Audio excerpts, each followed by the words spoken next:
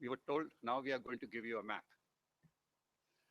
Now, I want you to, on this map, show me how you get from point A to point B by a road. So, my teachers then were very humorous, and they said, look, you all are all a bunch of lazy guys. You're not going to do your homework. So what you will end up by doing is you will show one straight line from A to B. Yes. So I said, the map is not your skill. Your skill is how you have drawn that point from A to B. So you're welcome to do that straight line to say you have done your homework, but I'm going to question you whether you have understood the contours, whether you have understood how that has been done. So you better see.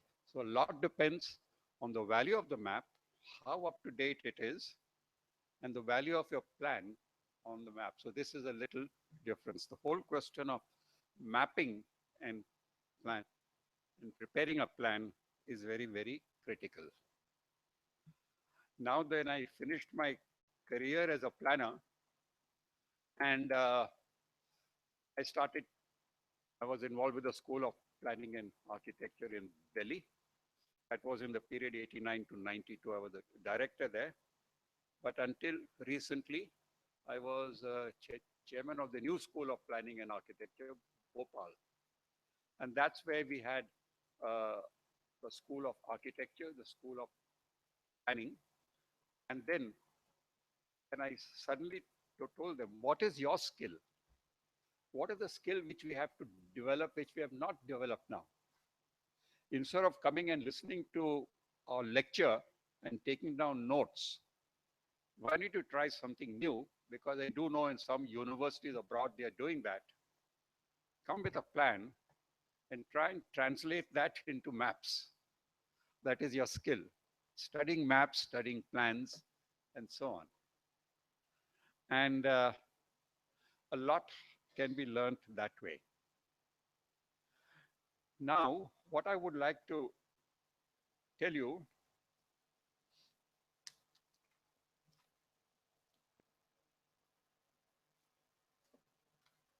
one other small thing. I've done a paper called The Emerging Spatial Context for Socioeconomic Development in India. Planning, this whole subject of planning, historically, when we got our independence from the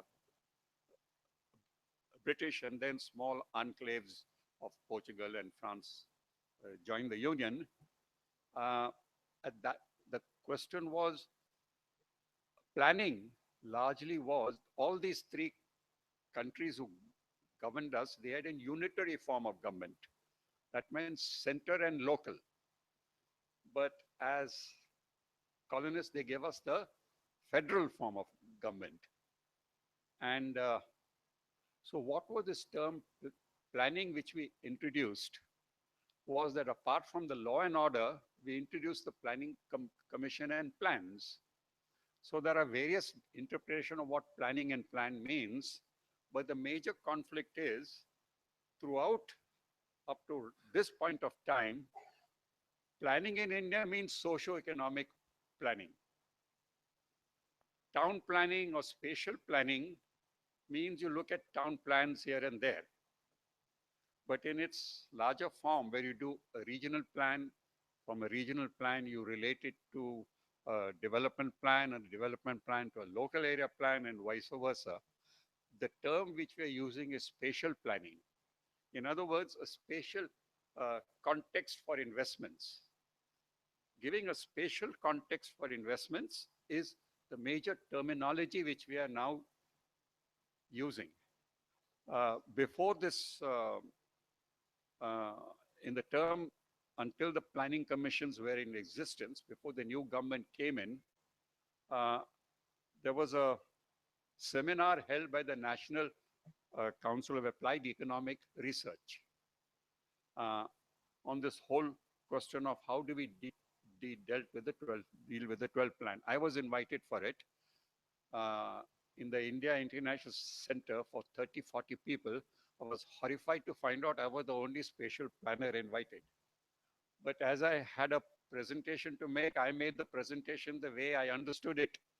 The Director General of the NCR said, we have re recorded what everyone has said. Yeah. We are not understanding what you have said, but what you have said seems to make some sense. Others are repeating whatever has been done before. So can you do a paper on the subject? What is this whole question of spatial context for socioeconomic investments? Because to me, I think that's a missing link. And how is it to be addressed? We don't know. And if we don't know, the Planning Commission may also be in a little bit of a problem. So they asked me to do this paper. I'm giving a paper of that to whoever can.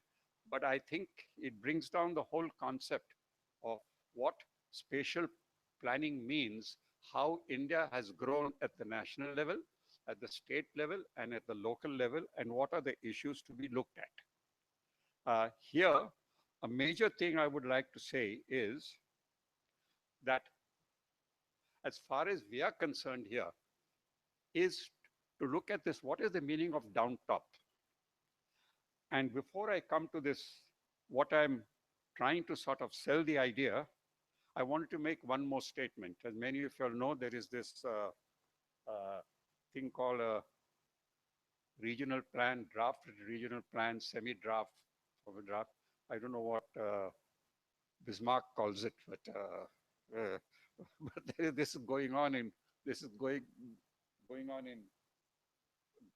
Goa. When we were called to do that plan, Charles Corey and myself were the only ones who came from outside Goa. It was an interesting task force. I'll tell you why.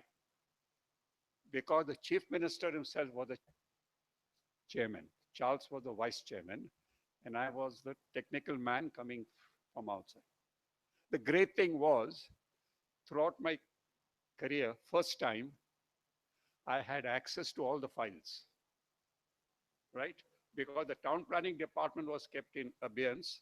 We could have asked any department to come and meet us and make a presentation, or we could go to them, right? And we had this access, so we were able to do a draft plan on the basis of what the conflicts were between different departments of the government. Agriculture versus tourism versus industries, you name it. And what I found out was every department by then, to make good reports, you had a 2% of your budget for engaging consultants to prepare good reports. So they were fantastic reports that you saw in color, in themes, and what would happen. And you know what we found out? Goa is a great place for tourism. Goa is a great place for industries. Goa is a great place for agriculture. Goa is a great place for this and going in that. So when you try to put all that down, all that needed land. So when you try to put all that down, they said, it's a great place, but you need 4 Goas. Can you give us 4 Goas? They said, we can't do that. If you're 1 Goa, that means you have to sit down and find. That is one part of the story, and that is what the plan means. But the most amazing thing I found out that the departments who were making their presentations, they're working in a vacuum. That is, each department had an IAS officer who was a secretary. His officers told him, and they were all out to please the minister. The minister worked in a line in the states. I'm not talking of, this is not a Goa story. This is an all India story. It leads to that, but I found it out in my state of Goa. That minister had one message: keep our proposals secret from the next department. I don't want that minister to steal a march over me. I tell you, people came to me, I'm from this department, I believe you have his data, can you share his data with me? I said, the data which we have got is going into the public domain. This data should not be kept with you, it should be kept with the people. Now, how do you do it? You need proper maps. If you need proper maps, you need maps which people understand. People do not understand a regional plan. A regional plan is a very broad brush plan. It's not even subject to objections. It is only subject to suggestions, right? And that makes sense because you bring in all your airports, you bring in your national highways, you bring in your roads, rails, everything, whether it comes to this, you bring in your policies, etc. That leads to you preparing your settlement plans. Now, even the settlement plan is a very large scale for all the citizens to understand. Like there are NGOs here. It's a difference between an NGO and a CBO. But the whole question is of what this community-based organization. The plan, which is a people-centric plan, is the local area plan, or what we call the ward plan. We have to define the ward. I've got, now why am I bullish on this? Because I had an opportunity recently to work on ward plans for Delhi. It works beautifully. I've had an opportunity to study how ward plans are done in Kerala and how that leads to districts. It works beautifully. If it can work in those two states, why can't it work elsewhere? It should be able. Who is stopping it from working? Where are the powers? Elected MP, elected MLA, is he prepared to share his powers with the elected local councillor? He's not.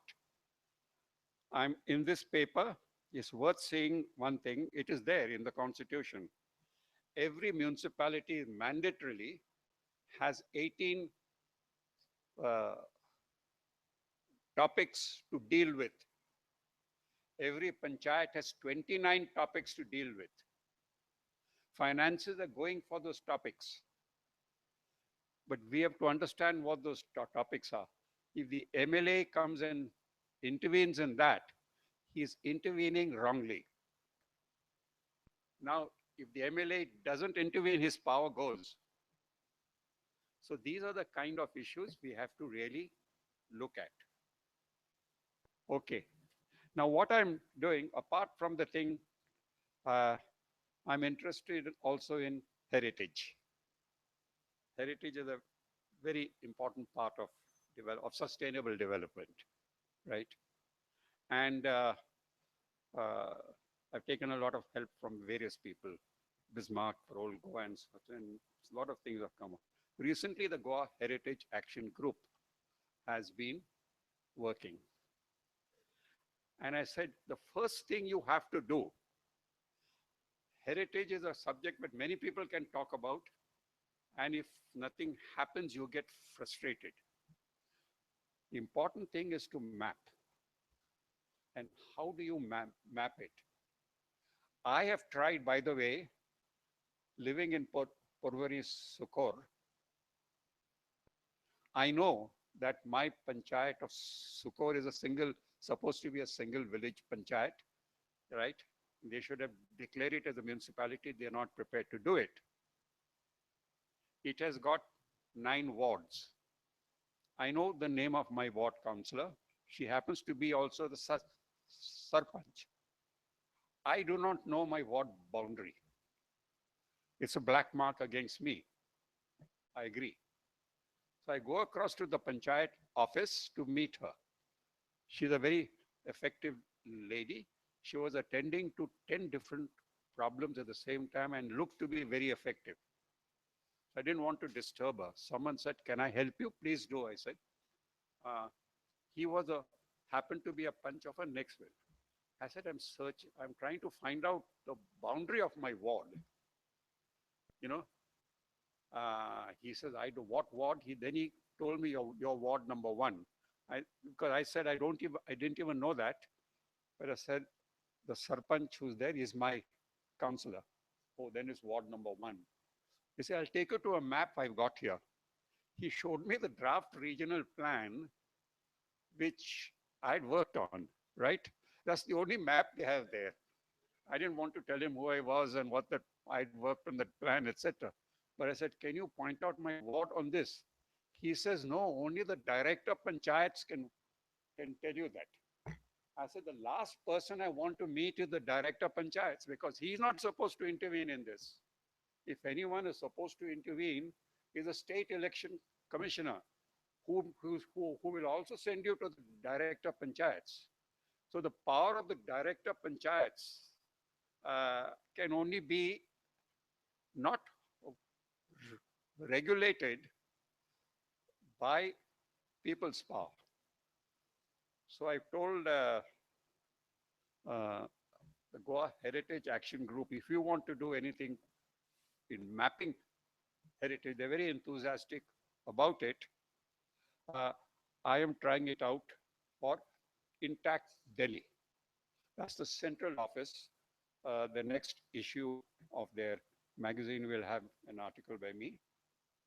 And now I'm trying to get them to organize some workshops, which they will do based on the experiences of Delhi, etc., of getting a ward plan.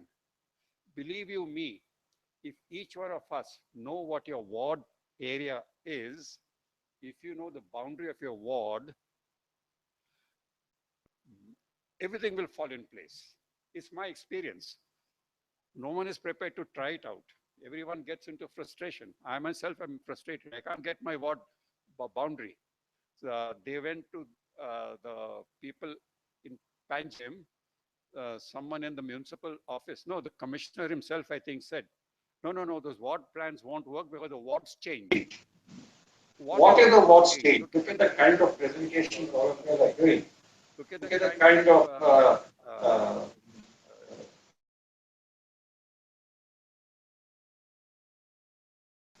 of course, your MLA's constituency will also change every 5 years. MP's constituencies will change. But then you transfer your maps accordingly. That is the thing that has to be done. Then I went and met this George restaurant. But why did I meet him? Because I stay nearby and he's the vice mayor, deputy deputy mayor mayor of of Panjim. Panjim. And And I I said, said, the people of Heritage Action Group are trying to do a plan, a fountain. Many people are trying to do, right? And I want to know the ward boundaries. He said, I will help you because I am also involved. Part of my ward comes in some domain, and part of the ward of the mayor also falls in that. So when I told them this is great, 4 wards constitute one range. If you don't relate it to that, please don't prepare a plan. Because if you don't bring the ward councillor in, I don't think anything is going to move. Now, the important thing is, when I talk of a ward councillor, it's the lowest denominator. Please remember, in India, there are 25 lakh ward such panchayats, ward councillors elected. Now, they are accountable. Now, just imagine, what does your MP do in the issues that matter to you? The average size of MP is 2 million. His segments are roughly 10. The average size of a state elected person is 2 lakhs. Now, the average size of municipal council, if it is 30,000 at the municipal level maximum for a corporation, which has to be, and if it comes down to 5,000, that means that is where participation can take place, not from files and not from vague things, but sitting around the table. Make all the changes you want on the plan. And you can do that very fast. So people can interact that way. Now, one final point. I can leave a copy of this also. It's still very rough, but then we're going to discuss it. Now, what can be mapped? Whatever the central government under the Central Acts says has to be mapped at the local level. what does the central government say?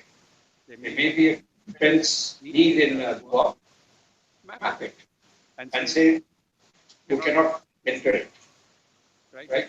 Uh, if there is a national highway decided under the Central Act, if there is a railway under the Central Act, map it. Ports, map it. Under the concurrent list. Now, this is what I want to discuss. What the difference between a concurrent list and a state list? Which are the main subjects? Because what is the role of planning? It's planning for change. On day one, it may be one use.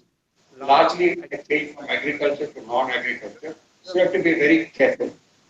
Change from environment to development. You have to be extremely careful on that. So this has to be carefully done. Which are the critical concurrent list laws? The laws of environment, that is the center legislates on environment. The states supplement it. So you may have one law or one or two laws of environment at the center, and you have those laws that supplement to the state. It cannot be in conflict with the central law. Same thing applies to education. Same thing applies to health. Same thing applies to industries. Now, which are the state laws? Where the state legislates, the center has no role. Urban and regional planning, local government, slums, and now urban transport. Now, that means all these laws have been brought on this platform. Now, I had to look at it, heritage, only to prepare a heritage plan. Heritage to me is both natural and man-made. Now, natural heritage to be mapped and man-made heritage to be mapped. You divide them into different categories. Second is what is to be protected and what is to be conserved. There is a difference between the words.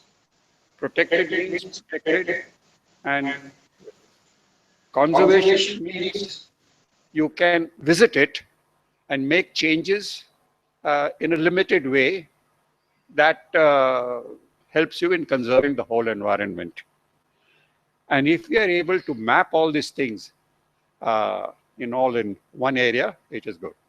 We have tried it out for old Delhi, for old Goa.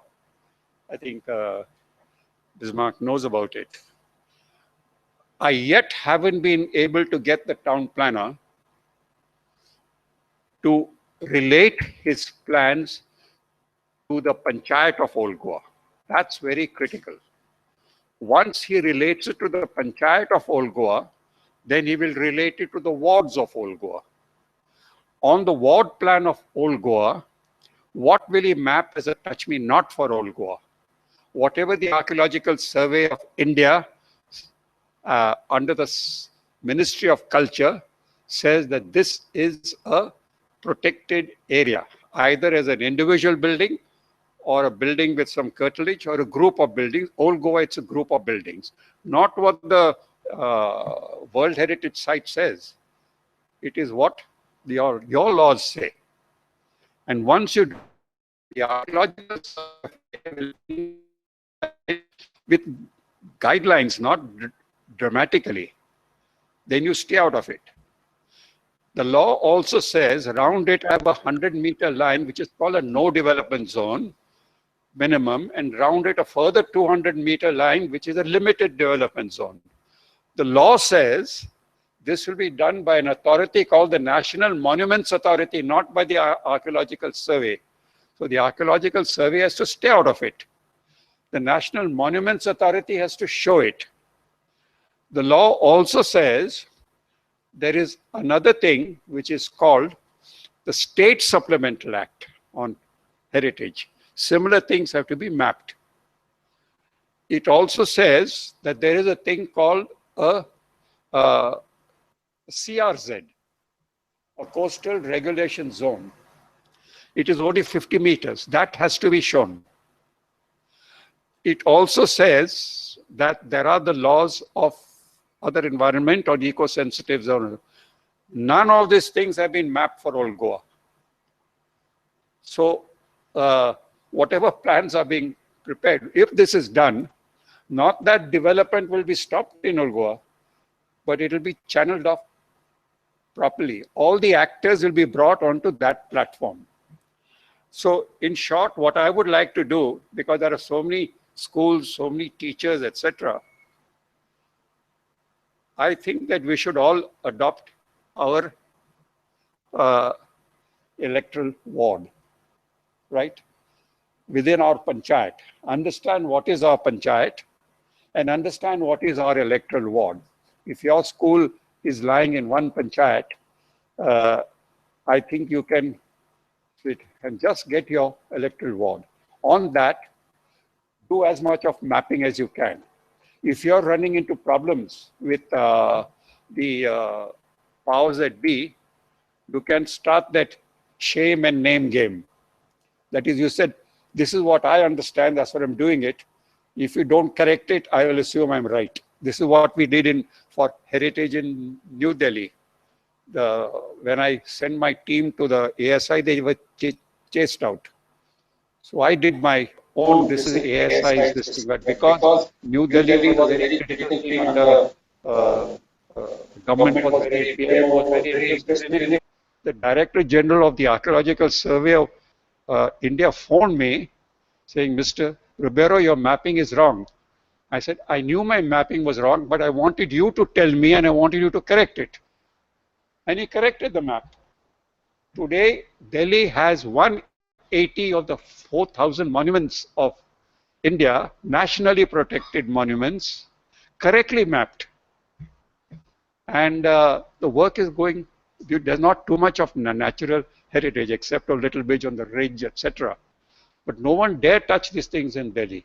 So the whole question is, how do we do it? Now, people's power can only come through that map.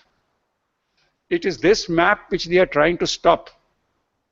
I regret to say the elected people don't want these maps to go through. I'm not talking of Goa, I'm talking of all India. Believe you, I know the stories. Because, and all these interventions which are taking place, you know, it all works on the system of ho sakta hai, ho bhi nahi sakta hai.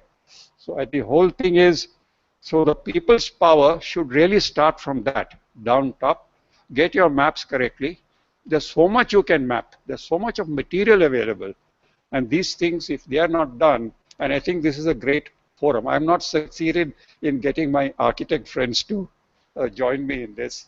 I've not succeeded getting my planning friends because planning is more important to me. I was president of the Institute of Town Planners, so it's, but planners here are all doing what the bosses say. You know, I mean, the question of being proactive mapping. I tell you, I've told them all, my generation of planners, we mapped it and said, if you're not happy with it, you change it. They're not prepared to do it. They said, you change it the way I tell you to change it. I said, no way. And I can tell you that's not my story. All the people of our generation never succumbed to that. They said, this is what the plan says. If you change it, I'm no one to stop you from changing it. But I think the whole question is as to how do we organize this. And I think if this is done, you will get a more sensible regional. Goa has a lot to teach on regional planning. It's a smaller state. You don't do a plan for the state. You do a plan for the district. That becomes your region. You do a plan for the taluks. Remember, the taluks of Goa, which were the old, it's not changed. 11, maybe they have introduced Darbandara, I don't know, that makes it 12, but they have not changed. The districts are only 2. Everything will fall in place. And the question is, it's a place where the people, I think in Goa, what really happens, that's people like the big picture, you know, they like going for the big thing. But you need people who start from looking from the ground level, it works. I think I just end there if there are. Thank you.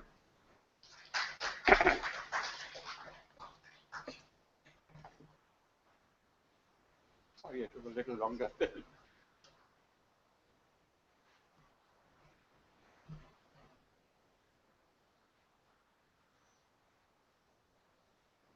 Thank you, sir, for your invaluable advice. I think you are speech will be one of the most enlightening one, and we need to go through it again and again to understand further points and the grounds of planning. Now we are going ahead with the technical sessions related to the GIS tools, and I invite Dr. Narendra Prasad and Gautam, who will be showing you some demonstrations which will be useful later for the hands-on sessions. So without losing any time, I invite Dr. Narendra Prasad.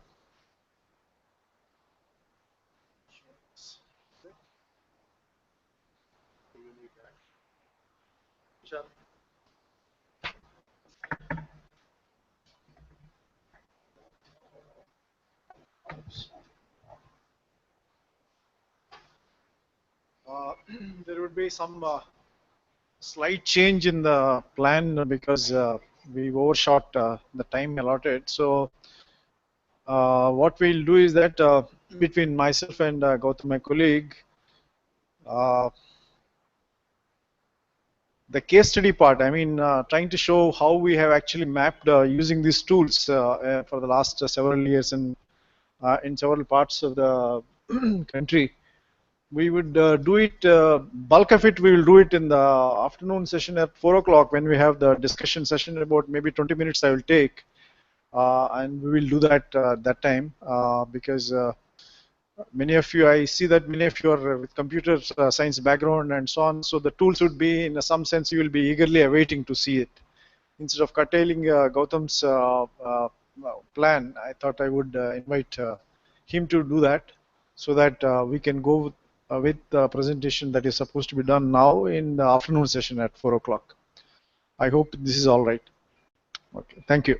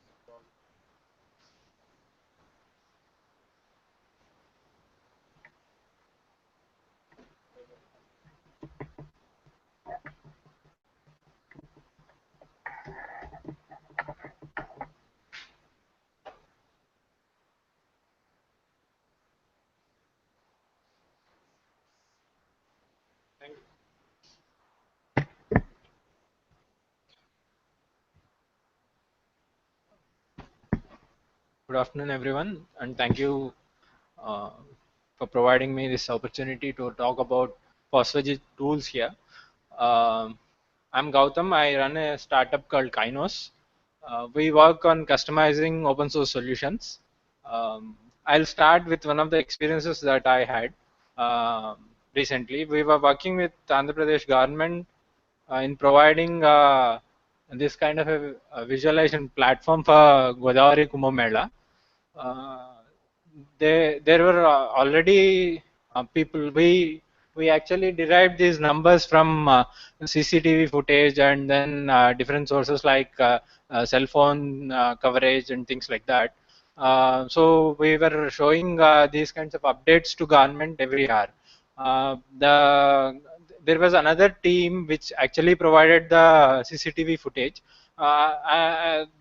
I'll tell you my experience about open source here. The company that was providing CCTV footage had a pre-installed software, which was a proprietary one, which also had a counting algorithm in it. But the counting algorithm was fine-tuned to queues. So if people walked in queues, it can give a count. But in Kumbh Mela kind of a thing, people don't walk in queues. So it will be a very crowded environment. So for that kind of a thing, the algorithm has to be customized. But because of the environment that we are brought in, or the education system that is there, we are trained mostly to use the tools, not to dig the software. But luckily for me, I am in such an environment where I was trying to dig into the tools. So we got an opportunity to take some of the open source algorithms that are available. Like we took an algorithm which can be used to track the car from one signal to another. So we took that algorithm, we customized to track black heads with some features in the head to track from one camera to another camera, and then count those kinds of movements. So we were able to provide that to government within a week's time. So government was very impressed with that. So that happened not because we were good or bad. It happened because we had source code available. We had an environment which provided us to experiment. The college that we studied provided us platform to experiment. So that was provided, that was available. So we were able to build this kind of a platform where uh, this is on a open source called Bootstrap, and this is from an open source called Morris. This is from an open source called uh, open layers. So, say for example, we were able to show Telugu here in this. If say the software which is coming from abroad, if that does not provide customization, local people might not understand where to go. This kind of visualization where they can read Telugu and go to the god which does not has lesser crowd. So this kind of a thing, customization which are very minute, might not be possible if there is no open source. So with this, I'll start my presentation.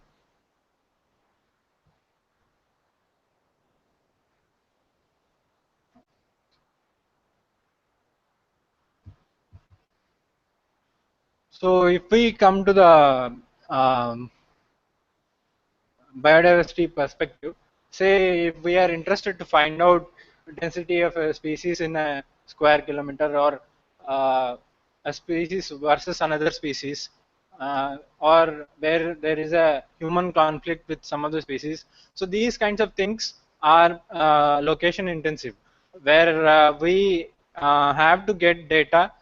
We have to go to the field, get data. Unlike other IT systems, information technology systems, where say for example, if I take number of summer deer for every tiger, say if I convert it into a sales problem, say number of SUV sales versus number of fastback sales, these kinds of things come pretty easily in a other setup, where because sales data has a software, all the accounting systems go into that. But in GIS that cannot happen. Say for example, I go to field, collect all the tiger data, come back and show probably this kind of a map, where I show spatial distribution as a density map to a local community which wants to preserve tiger. Say they ask what is the density of sambar deer versus tiger in Margo, I have to again go to field and then collect census of all the deer that is present.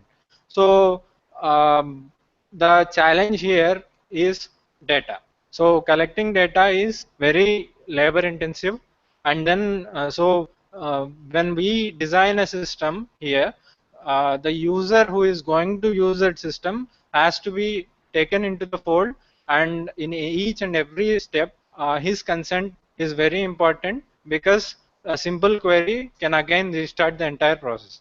So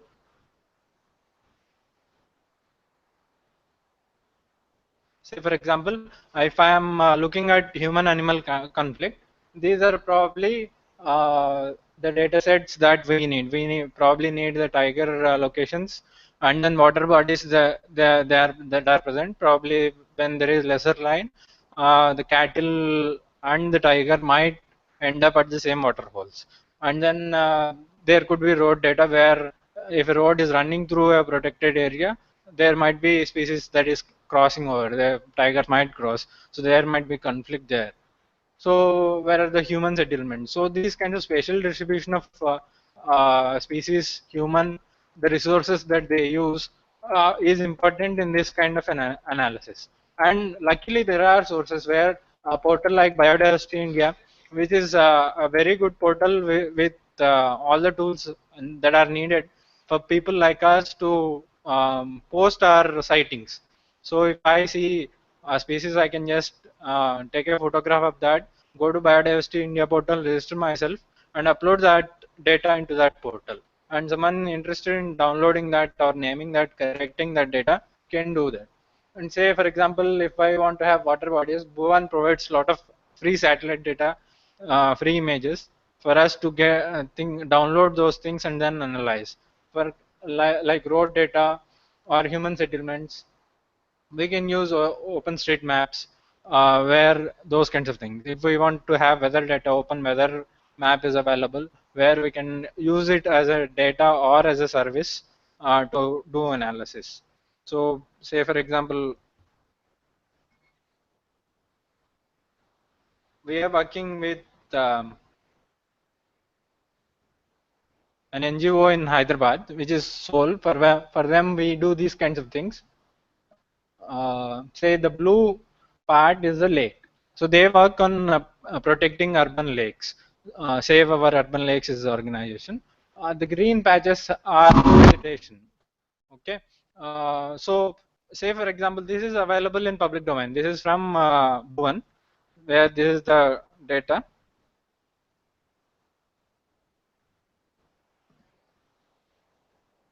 So these are different bands of a satellite image. I have taken this band so that water bodies can be extracted easily, and I have extracted water bodies and vegetation.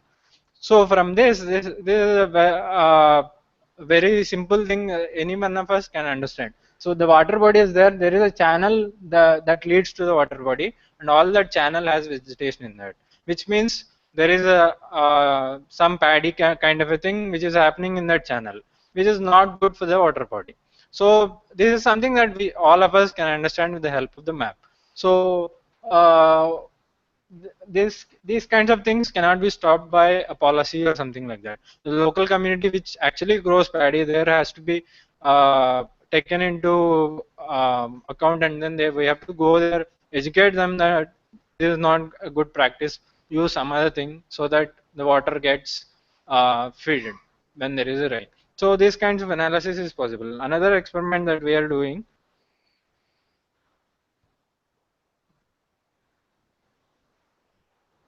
So I have taken another data set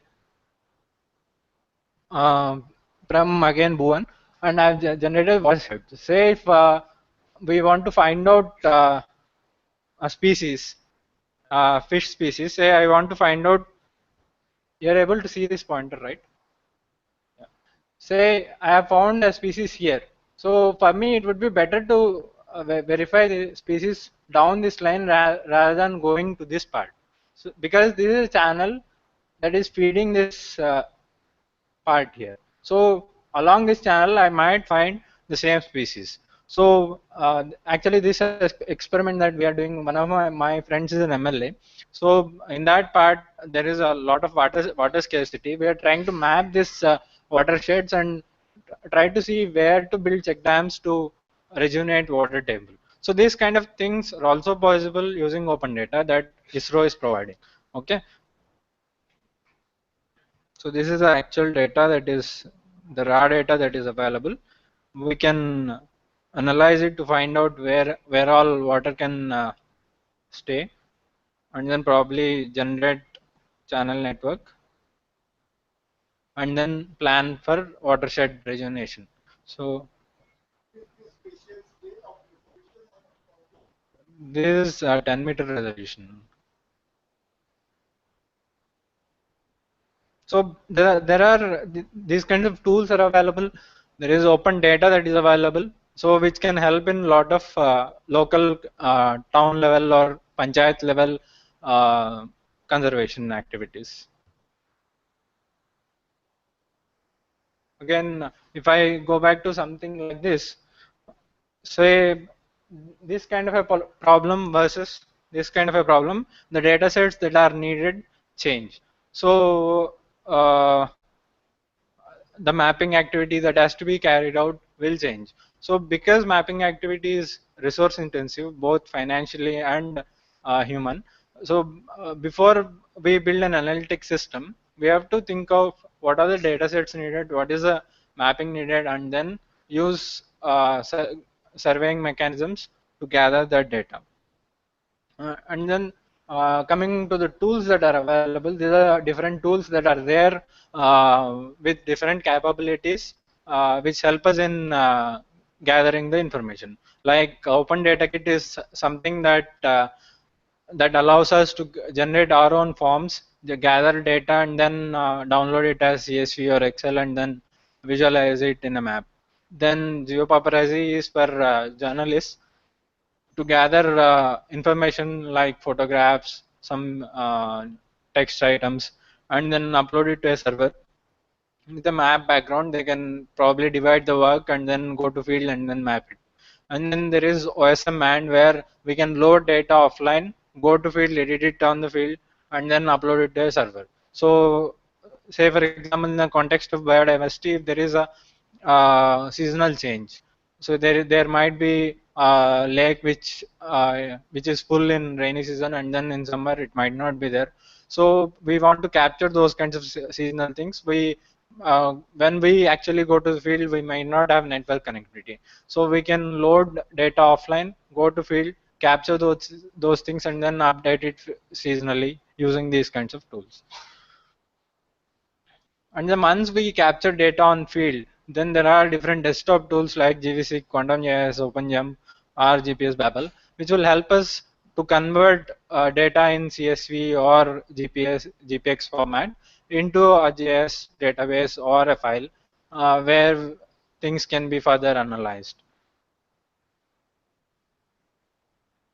So in decision making process, data if that does not convert into decision making might not be useful. Like Adi Shankaracharya says, when knowledge does not convert into bhakti, it is useless. It is useless to itself. Like data if that does not convert into a decision might not be useful. We spend a lot of well, we spend a lot of money in collecting data, and that data lies with government in different formats, and then uh, GIS data becomes obsolete very fast. Say if we collect an urban scenario, urban areas are changing every day, and if we take a forest also changes seasonally. So those kinds of changes, they're not captured and maintained properly, and if that does not go into a decision, probably data collected 2 years back will be of no use down the line. So systems, just seeing data as an entity will not help anymore. We have to have a comprehensive view where we build decision making systems and then pull in data which will help local communities take decisions, their own decisions, uh, using these kinds of tools. So in this context, we may have to build architecture which is like this, where spatial data collected by different people participating at grassroots level goes into a central repository where we'll publish data or processing or maps as services, where people will have access to decision making, access to data when they have to take decisions. Okay, so I'll just explain what these are in a nutshell. So where data, there is something called Open Geospatial Consortium, which will help people to publish data in a standard format. Say, because now, say if we take this room, there are teachers here, there are researchers here, there are computer professionals here. So there are different people. So if all of us have to understand one common language, there has to be some standard way of communicating. So if I have data in CSV and probably or a proprietary format, and if you do not have a tool to buy that proprietary software to understand, to read that data, all the data will not be useful. So for in a distributed environment, if data has to flow from one stakeholder to another stakeholder, there has to be a standard. So one such standard is WFS, Web Feature Service, where if I upload data in that format to a server, someone else also with some other standard compliant tool can download that data and then use it for their own purpose. Or there could be a map service. Say a map in my own encoding might not be readable in your mobile. So you might have a mobile in your Samsung mobile, I might have an iPhone. So if both of them have to access a map from Google server, Google server has to provide a map in a standard format which will be supported by any browser. So that kind of a thing is web map service. Or it could be a processing service. Say I want to find out uh, elephant sighting near my hotel. So I may query some server which has data like Biodiversity India portal, and that processing will be done, and that might come back to my mobile. So that can happen on web if there is data, if there is a processing server. So and my query has a structure which the server can understand. So that is web processing service. Once we have all these pieces in place, there has to be a search mechanism where people will be able to search what are the services that we are providing. Say, for example, Bhuvan is providing a web map service where satellite data is provided as a map service, whereas Biodiversity India is providing species occurrence data which can be downloadable, which is web feature service. But if these people are providing, say I am in Goa, I want to search what all data is available with different servers, then these servers should be able to tell me that I have this data, I don't have this data, kind of a thing.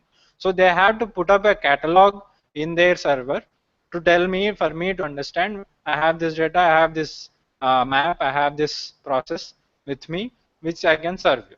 So it could be free, it could be paid, but that kind of a thing should be there for every server for us to access data or access services. And these are the tools that enable us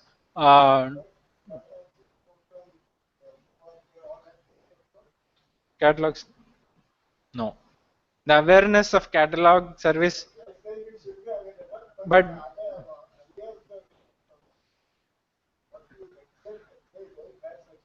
yes, NSD is trying to build such thing, National Spatial Data Infrastructure. Yeah. Then these are the tools that are available. Like Degree is one which will help us to publish these web services, either WFS or WMS or WPS. Or GeoMoose or GeoMajas, or these are the clients which will help us to consume these web services and do our analysis on the web. Whereas Open Layers is something that will enable us to visualize different things. Like I've shown that Godavari Pushkaralu thing, we have used Open Layers to visualize different kinds of things. So these are the projects. These are all the list of the open source voice geo funded projects which are there now in incubation. So this is something that we are trying to build as part of this project. First phase is over, where we have tried to pull in available open source and then combine this as a portal. Now we are probably taking it to the next level in this 1 year time.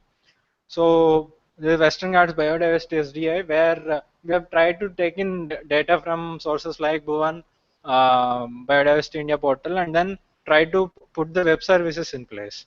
So these are the things that we have.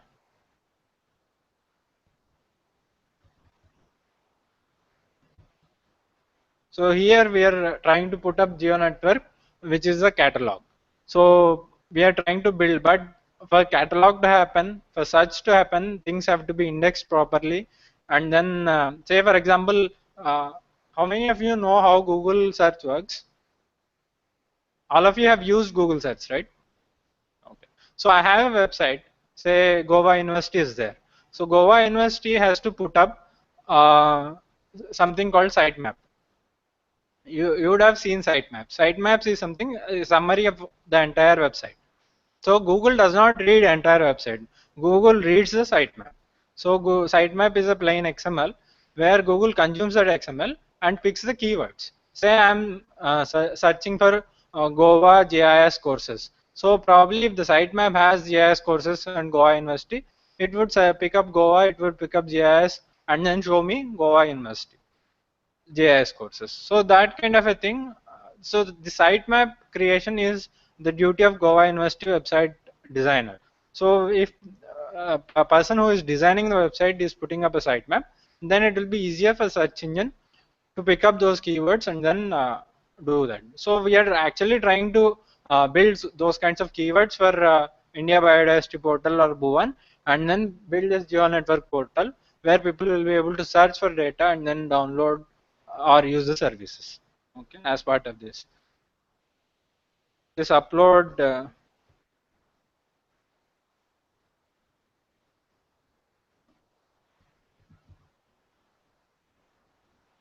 One second.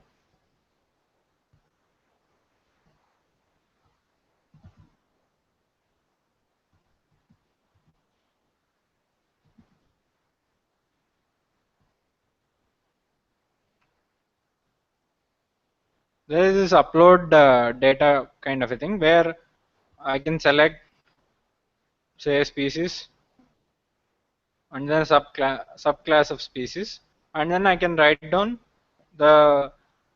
Can you see that marker? So it will automatically pick up the latitude, longitude. I may enter the common name, binomial name, locality, and things like that. If I have a photo, I can upload the photo as well from my desktop, and then that data goes into a spatial database.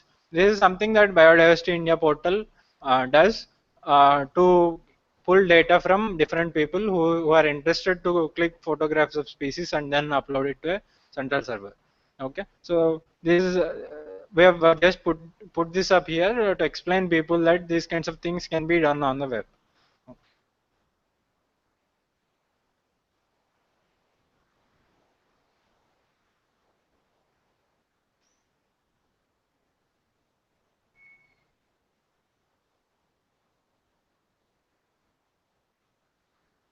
So and then like I have shown you here, these are spots of fire where fire all occurred in Western Ghats. This is again from Biodiversity India portal. So this is how we can visualize data on websites. This is again a web service. We are pulling this from Biodiversity India portal and providing a platform to visualize these kinds of data sets. Okay.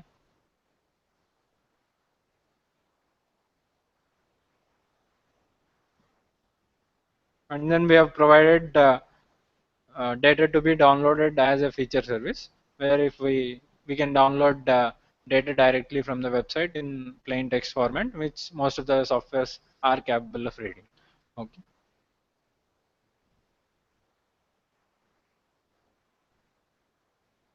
So now in Western Ghats SDA, in this 1 year time, we are planning to do these kinds of things.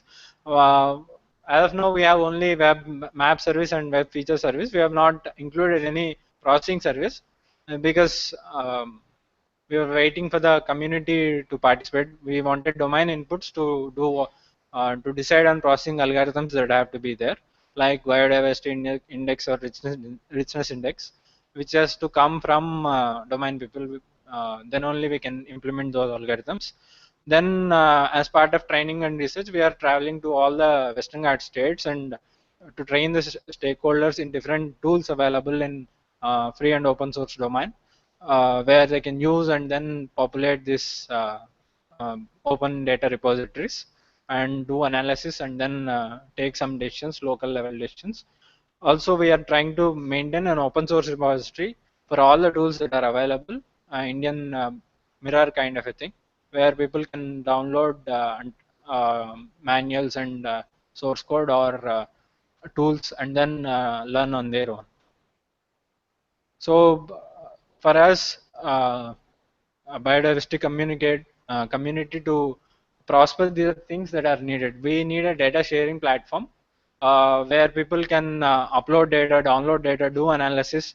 That kind of a thing should be there. And say once we have, say Goa, there is a local group which is pulling up data. There is a local group in Karnataka which is doing similar work. There might be someone interested in Delhi to pull data from different sources and do analysis. So each of the local repositories have to publish their data or their maps onto a web platform so that others from various domains, say for example, I've shown that watershed management. So ISRO has published a map. Somewhere in Anantapur we are using that data. So ISRO might not know who will use the data and how will they use the data, but they are published and we are using. So like that, if we publish our data onto web, someone somewhere else might use that in some other ways we might not visualize as of now. And then once that kind of service delivery mechanism is there, we have to also provide catalog services enabling people to search for what services, what data we are providing on web. So all this can happen when there is an active user and developer community that is there. Through these forums, we are trying to uh, spread these kinds of things. So now, before any questions?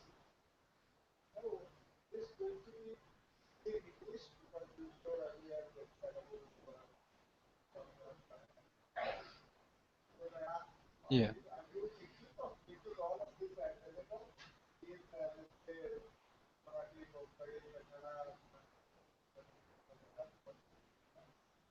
Uh, as of now, we have not done, but that is not difficult. We have done once for OpenYum. OpenYum Malayalam version is available, OpenYum Telugu version is available. So that kind of a thing can be done. Hindi version of QGIS. So localization is certainly in agenda, but then localization has to be done by local community. So who will do that is unknown, but it is doable.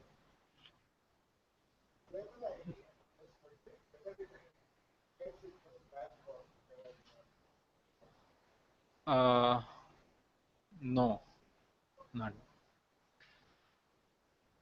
Any more questions?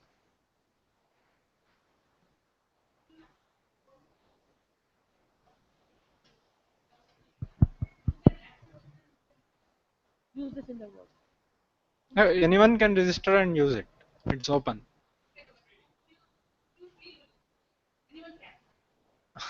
That's a good question. so so how to empower local communities to use this is this is where we are actually conducting workshops for that to bring awareness. So now, say for example, in this today, school teachers came. So we are going to train them how to use quantum GIS in the afternoon. So and then there we are going to give them data that is available in public domain. So we are going to train them. We are giving them data. We are giving them tools. Okay. So probably they have to go back to their schools and then start using these things and populate.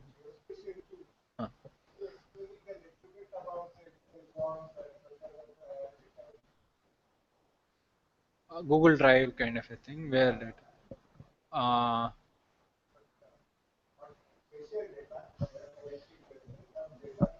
yeah, but we can do that in the afternoon.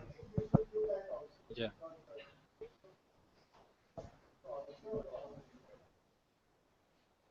Okay.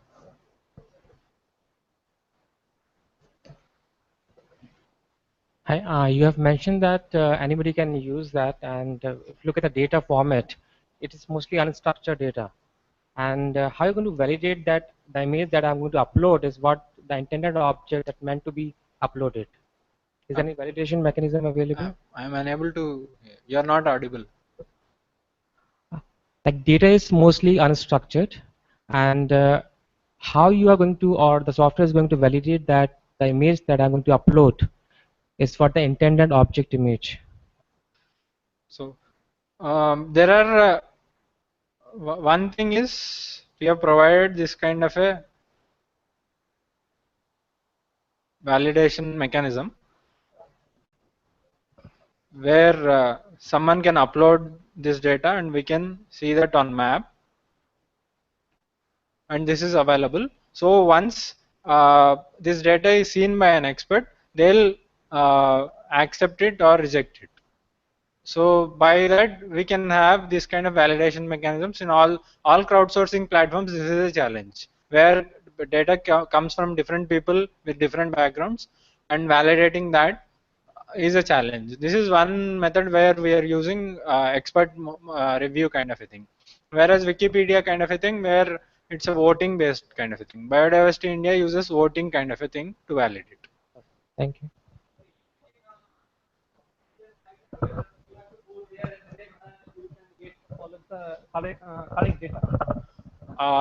There is nothing correct data as such. Whatever data is available, we take it, we accept it. Say there might be some mistakes in that. Say for example, Wikipedia today, someone might write about this forum. He'll be putting up his perspective. There will be someone else who might think that that is there. There might be some change in it, and he might edit it. So that edit might happen tomorrow, or 2 days later, or 2 years later, and that will be another perspective. So in crowdsourcing we'll have different perspectives and different data coming from different people. Telling having right or wrong scientifically is something that might not be possible in crowdsourcing platforms.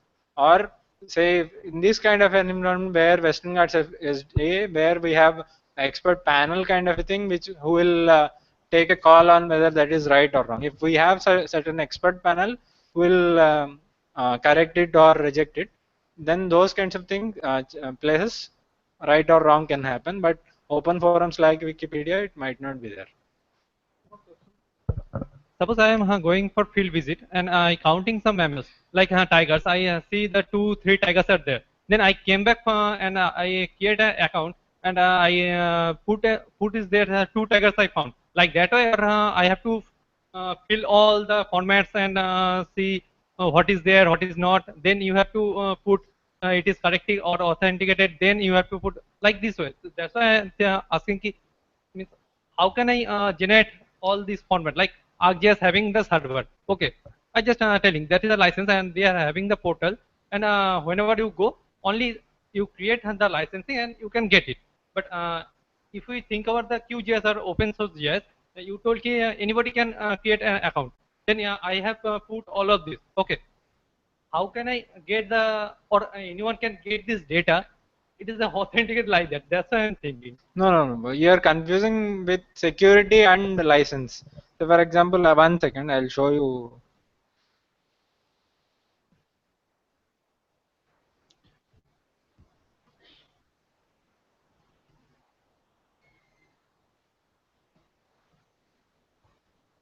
One second.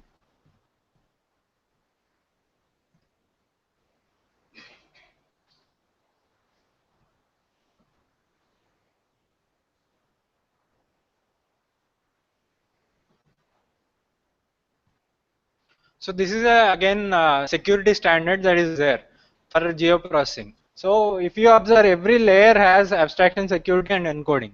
So when we are using any tool, tools form into the parts. There are 2 parts at every stage. Tools will be at one stage, whereas abstraction, security, and encoding is something that the organization, the user has to decide.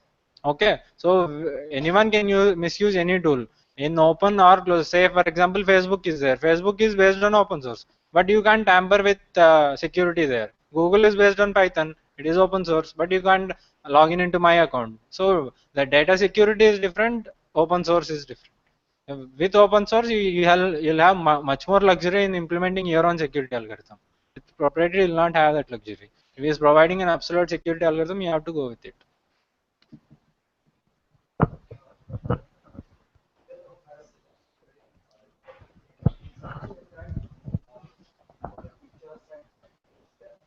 Just take your own word and start mapping it. Everything you map it. So how can we take it forward? I think it's a very basic and doable task for us to start as a learner and then proceed. Okay. I would suggest something here. Uh, if you give us 2 days time, we'll teach you all the tools that are needed to actually do the field data collection, uh, upload it into a central repository. Because say if you're collecting mapping a ward, you might be mapping roads, someone else might be mapping buildings, someone else might be mapping parks. So different people will collect different kinds of data. All that have to come into a common platform. So that has to go into a database. So there are some tools which will help us to do that kind of a thing. And there is an updating mechanism. So there are different pieces that are needed. So if you collaborate with us, or if you give us some slot where we can train you for 2 days, we will be able to train you on all the tools available. Then you can And set up a system and then how different is OpenGIS considering the ArcGIS system? Because when I go to buy the ArcGIS, it is costing almost about 10 lakh rupees. Okay, if I have to take a decision, I don't want to buy that, but I want to use it. How different in terms of features are concerned? it depends on what we want to do. Say for example, if I want to do watershed modeling, there is an open source JS called Saga JS. If I want why I'm to asking do, this? Why I'm asking this is that I'm currently asked by the one mining company to do a biodiversity management plan for them. Okay, so I want to use this particular feature and develop a lot of GIS mapping, find out biodiversity where hotspots in the area. In that connection, what do you suggest? Should I go for this, or should I purchase the ArcGIS and start doing that? you can use Quantum JS for that kind of work. We can do it. Yeah.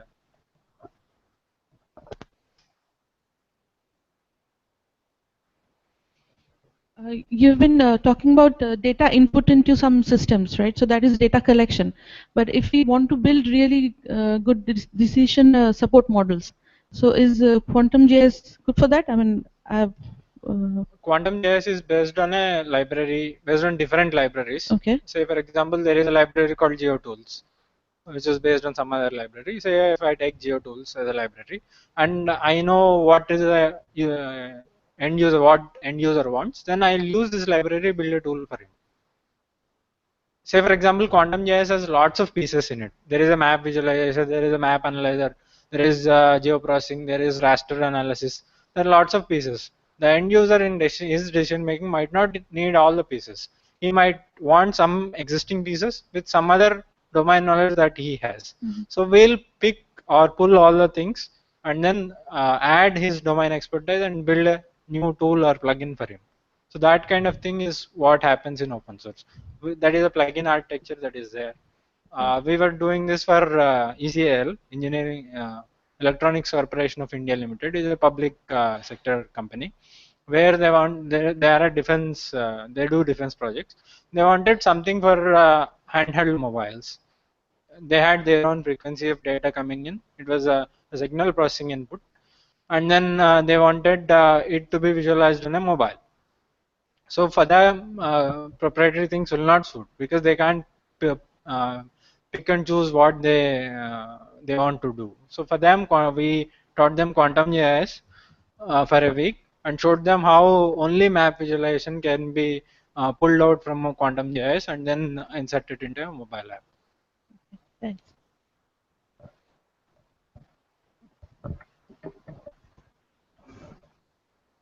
Any more questions? So then,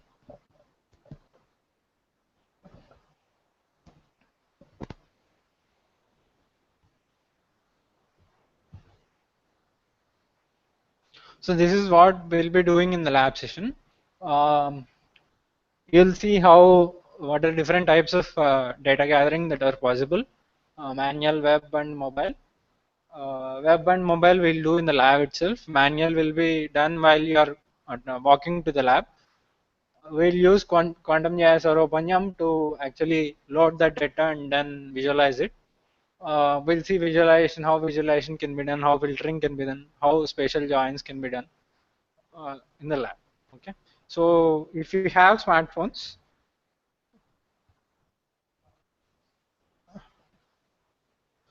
so please install this app. There is Wi-Fi available here, so it will be better if you install it here itself. Please install these two apps, GPS Booster and GPS Test. From so if you are already using GPS for a long time, then GPS Test would be enough. GPS Booster is not needed. So if you are using for first time, install both GPS Test and GPS Booster in your so we'll after lunch we'll probably gather here itself and then walk down to the lab. We'll see how we can use this to collect data manually. Okay. Thank you all. Thank you, Gautam and Dr. Narendra Prasad. So you can download the app and install it. We'll break for lunch, and during lunchtime also you can do that. And once we have lunch, we'll come here in case if there are any other instructions we will give, and then we'll proceed all together to the computer science lab. It takes around 5 minutes. Our volunteers led by Jared, Vishal, those who are here, they will take you to the lab through the common corridor which we have, and we'll come back by the same route. Don't go by your own vehicle and all, because maybe on the way they'll be having some more demonstrations, so we'll go together. Okay, so enjoy your lunch and then come back over here in next 40 minutes. Thank you. Okay, Jared, uh, 3 volunteers, please come here. Yeah.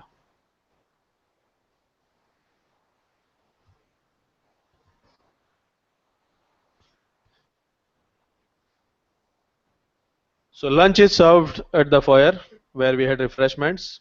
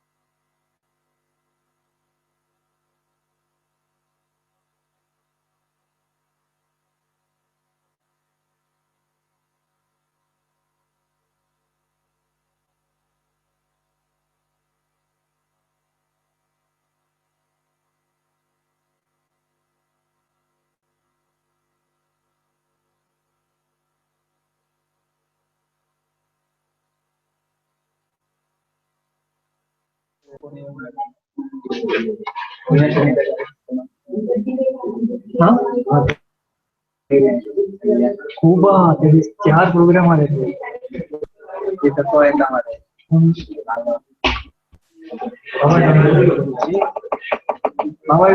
चालू पुढे ना input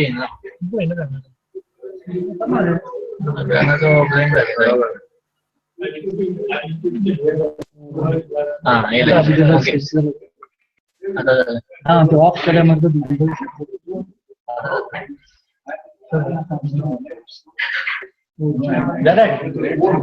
switch कर Gaurang video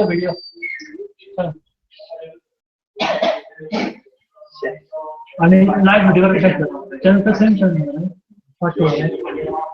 video check कर audio mixer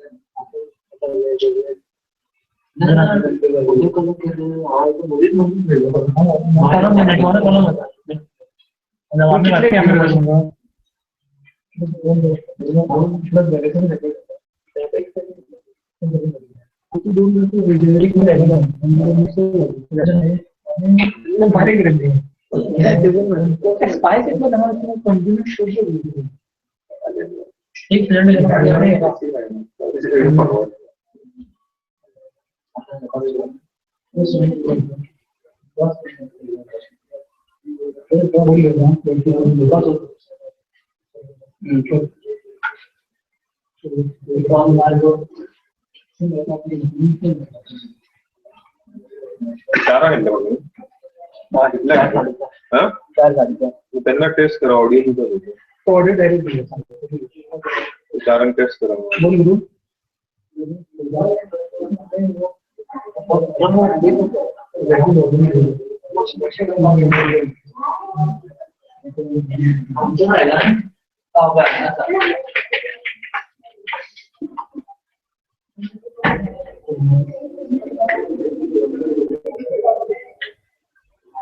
किसका है वो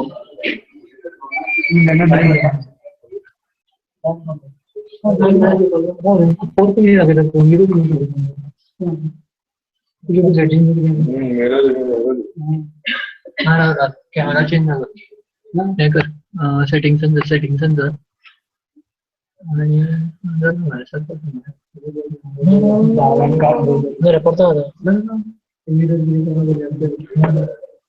original हो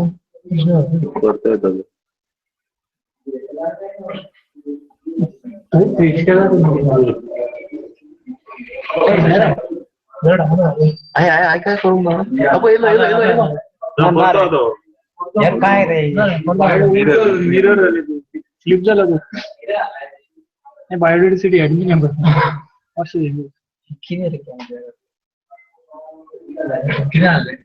setting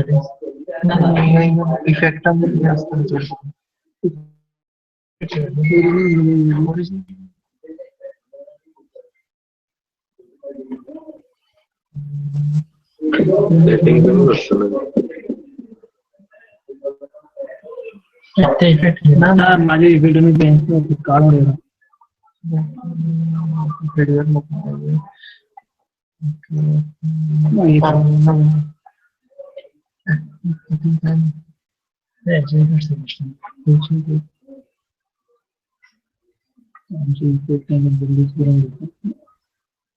कसं